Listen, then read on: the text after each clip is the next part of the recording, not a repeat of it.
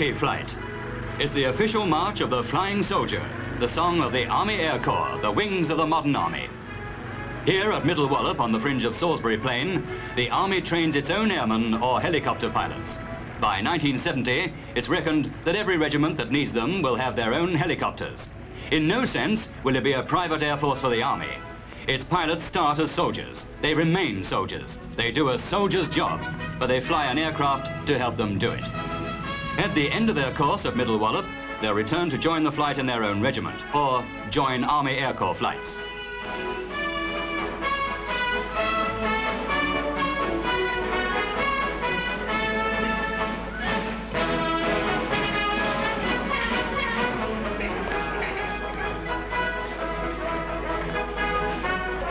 Because of the work it has to do, Army aviation means slow flying and low flying, with the danger coming up from the ground.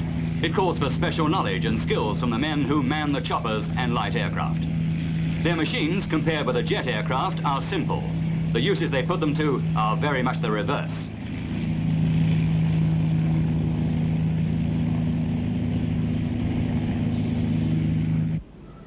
Candidates for this job have almost always been in the Army for 3 years.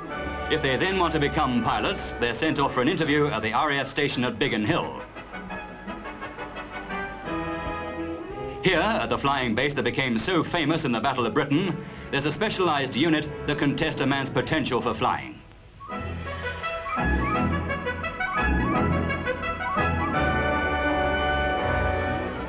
This is a game for a man who thinks fast and moves fast with lightning reactions.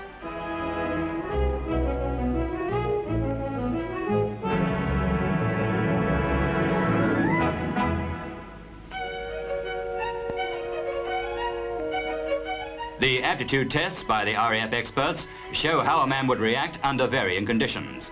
They find out if he's capable of handling controls, how he could keep his plane or his guns on target. In short, if he'd make an airman. If he passes the RAF tests, he must next go before the Army Air Corps Selection Board at Middle Wallop. There he has to satisfy the Corps on his Army knowledge and background, and his suitability as a flying soldier.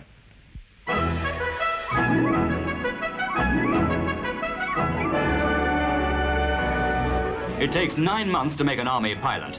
At the start of his training, he learns to fly on Chipmunk trainers.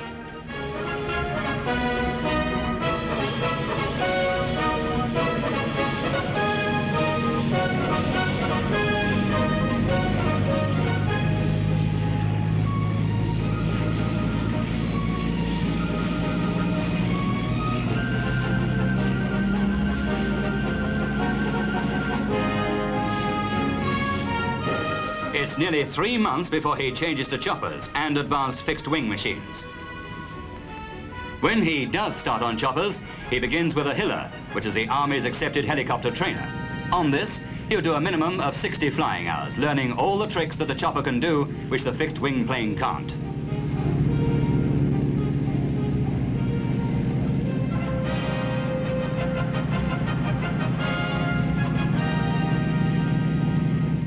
Later on, he'll transfer to a Scout or Sioux helicopter. Hour by hour, he'll be practicing the moves he'd be making on active service. He'll learn to fly at ground level or a few inches over it. When he's not training to master his machine, he's studying tactics. I think one of you better come out and put on the model the location of the air troop. He's learning the arts, and they are arts, of such things as artillery spotting and control. On active service, he'll be the eyes of the forward guns, feeding information to the batteries from his vantage point over the troops. So he has to learn to read the countryside like a map, to do his reconnaissance automatically all the time he's in the air.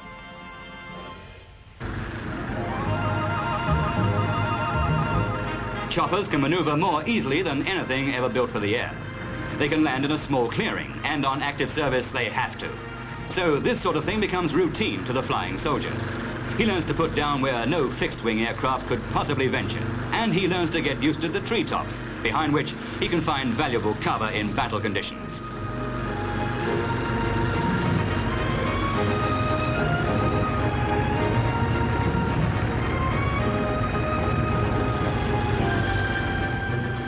As his training gets more advanced, he learns his emergency drills. He learns to land his Scout with the engine cut off. No easy job this, but it could be a vital move someday when he's back with his regiment in the field. Yes, the recce flight. Not only by day, but by night. Now, a night landing at an airport is a piece of cake, but putting a light aircraft down on an improvised flare path, perhaps in the middle of a jungle, is another matter. Yet it's part of the job and the training of the flying soldier. And before he goes back to his regiment from the Army Air Corps headquarters, he's learned to land a small plane by nothing more than the headlights of a Land Rover.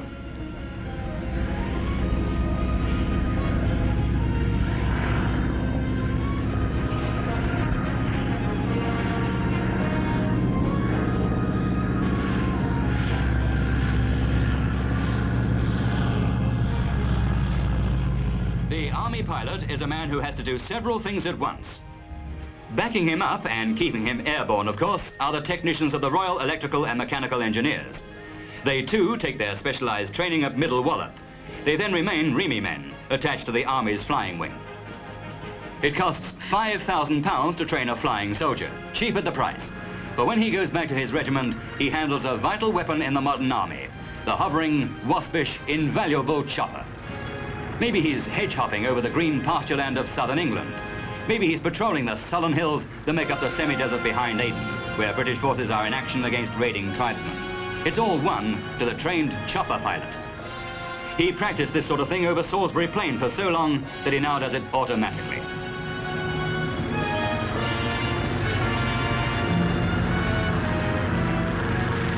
He spots a smoke signal from a lookout post on a hilltop, and soon he comes into land on a space little larger than a back garden, a ring of stones among the rocks.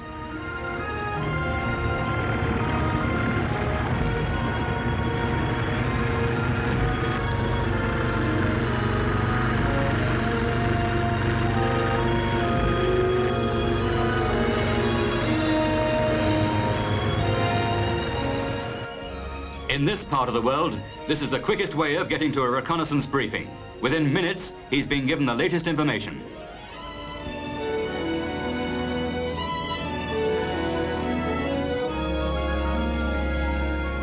Then, the objective discussed, the decisions taken, he's back to his chopper to take off at once on an urgent mission.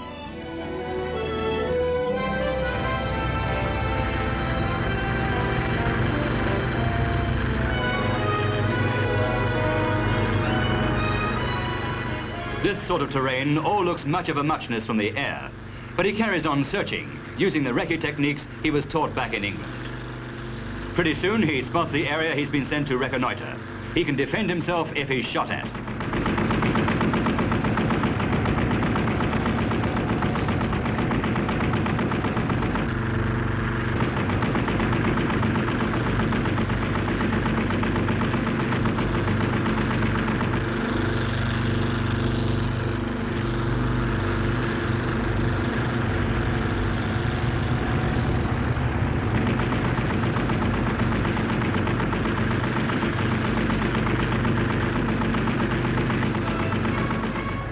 Mission accomplished, the chopper makes for base, doing some aerial spotting for a convoy on the way back.